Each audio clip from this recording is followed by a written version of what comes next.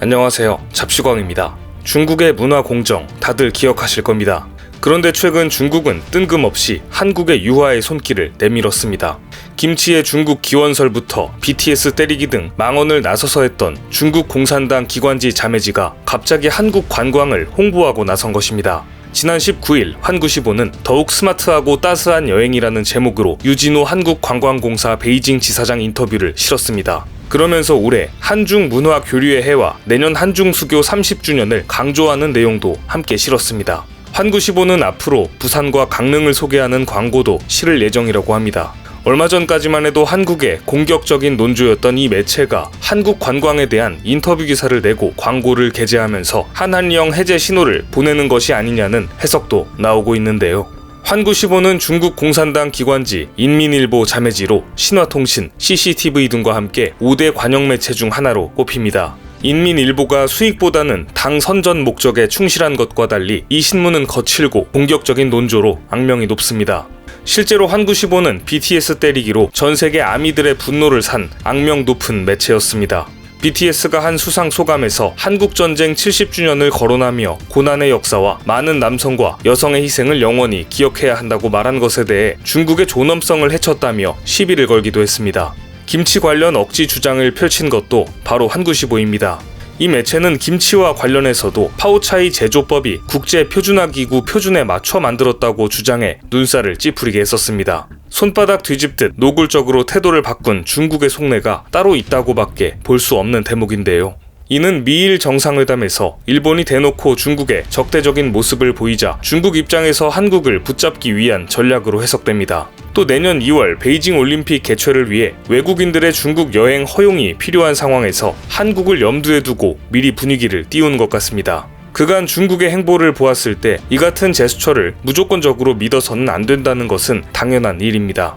분위기가 조금만 달라지면 이들은 곧바로 동북 공정과 문화 공정을 다시 시작할 것이 뻔하기 때문인데요. 그런데 얼마 전 중국에서 발해와 관련된 유적지가 나오면서 중국의 동북 공정이 뿌리채 흔들리기 시작했습니다.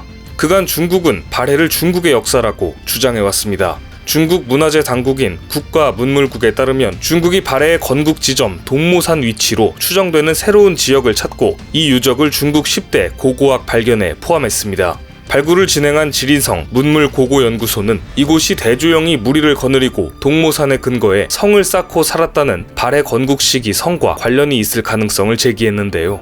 그동안 중국이 동모산을 지린성 둔화에 소재한 성산자 산성으로 추정했던 것과 다른 주장입니다. 이번에 발견된 마반촌 산성은 기존 성산자 산성보다 한반도에 가까운 동남쪽에 위치합니다.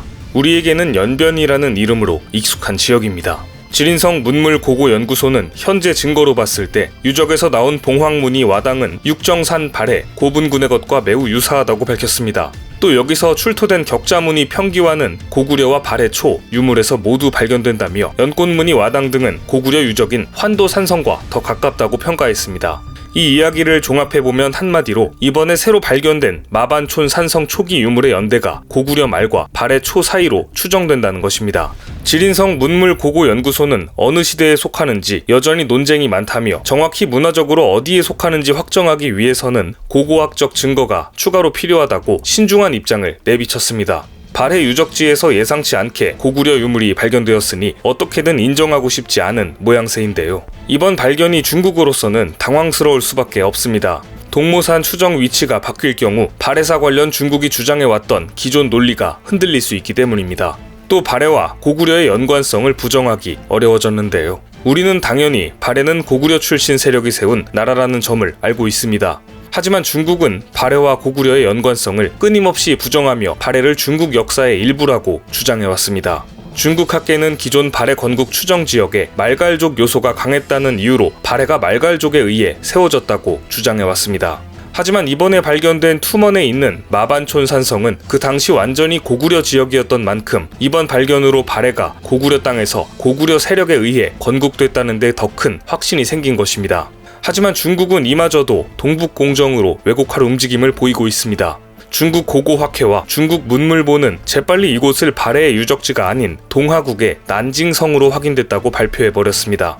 동하국은 역사가 10년 남짓밖에 되지 않은 고대 국가입니다. 이미 드러난 발해 관련 발견을 완전히 묻을 수는 없기 때문에 뜬금없는 동아국 유적으로 발표를 했을 가능성이 큰 것으로 보이는데요. 중국 학계에서는 이번 발견에서 고구려와 연관성을 빼기 위해 기존의 중국 주장을 합리적으로 보완하기 위한 고민을 시작한 것으로 전해졌습니다.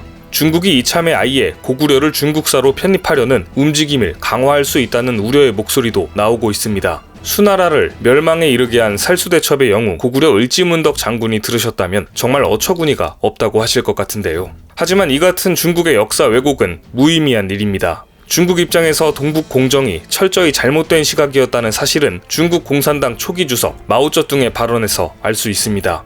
마오쩌둥 공산당 주석과 당시 저우언라이 총리는 북중 간 국경 확정 협상을 하던 1950년대 후반즈음 북한 주요 인사들과 만나 요동 지역이 원래 조선 민족의 땅이었음을 확인한 기록이 있습니다. 실제 지난 1958년 마오쩌둥 주석은 당시 북한의 김일성을 만나 당신들의 선조들이 가졌던 영토는 원래 요하를 경계로 한다. 현재 당신들이 압록강변까지 밀려서 쫓겨왔다고 생각한다. 당신이 역사를 기술할 때 이것을 써 넣어야 한다라고 당부했었습니다. 또 마오쩌둥 주석은 북중 국경 획정이 끝난 직후인 1964년에도 북한 대표단을 만나 당신들의 경계는 요하 동쪽인데 봉건주의가 조선 사람들을 압록강변으로 내몬 것이다. 봉건주의는 가혹한 것이라고 언급했었습니다. 이 같은 마오쩌둥 주석의 발언은 중국 외교부가 펴낸 모택동 접견 외빈 담화 기록에 똑똑히 실려 있습니다. 저우 총리도 1963년 북한 과학원 대표단을 접견한 자리에서 조선 민족은 조선 반도와 동북 대륙에 진출한 뒤 오랫동안 거기에서 살았다. 요하, 송화강 유역에는 모두 조선 민족의 발자취가 남아있다. 두만강, 압록강, 서쪽은 역사 이래 중국 땅이었고 심지어 예로부터 조선은 중국의 속국이었다고 하는 것은 터무니없는 말이라고 분명히 밝혔습니다. 두 지도자가 같은 내용을 언급하며 비슷한 용어와 문구를 사용했는데요. 이러한 점을 비춰볼 때 요동은 원래 조선 땅이었다는 사실이 당시 중국 정부의 공식 입장이었을 것으로 보입니다.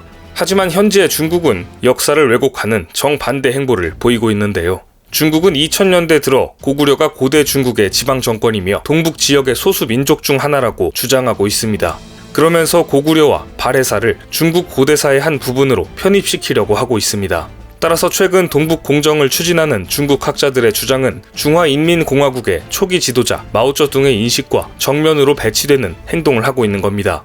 이런 상황에서 최근 강원도에 추진 중인 차이나타운은 뜨거운 논란이 되고 있습니다. 역사 왜곡을 자행하는 중국에 대해 부정적 여론이 확산되면서 강원도의 차이나타운 건설 결정을 반대한다는 내용의 청와대 국민청원 동의자 수가 50만 명을 돌파한 것입니다. 지난 2019년 강원도는 중국 인민일보, 인민망과 춘천, 홍천에 위치한 라비에벨 관광단지에 중국 복합문화타운을 조성하는 업무 협약을 체결한 바 있습니다.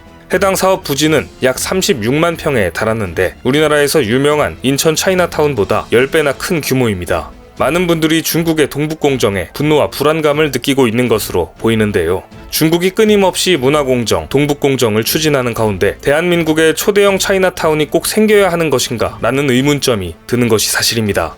개인적인 생각이지만 이번에 발해와 관련된 의미 있는 유적이 발견된 만큼 이번 기회에 강원도의 차이나타운이 아닌 중국의 문화공정, 동북공정을 무너뜨릴 수 있는 고려, 고구려, 발해를 주제로 한 역사 테마파크를 만들면 어떨까 하는 생각이 듭니다. 중국이 그토록 추앙하는 마오쩌둥의 요동에 대한 역사관을 자세히 다루어주면 특히 좋을 것 같다는 생각이 듭니다. 오늘 준비한 소식은 여기까지입니다. 댓글을 통한 여러분들의 많은 의견 기다리겠습니다. 많은 분들의 생각이 모였을 때 진정 가치 있는 지식이 완성될 것입니다. 시청해주셔서 감사합니다.